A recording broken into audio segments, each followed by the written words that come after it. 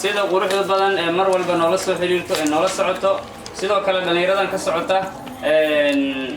hay'adda ihaad ee sida quruxda badan wax u duubaysa iyo wiilka kale isagana ka socda idaacadiisa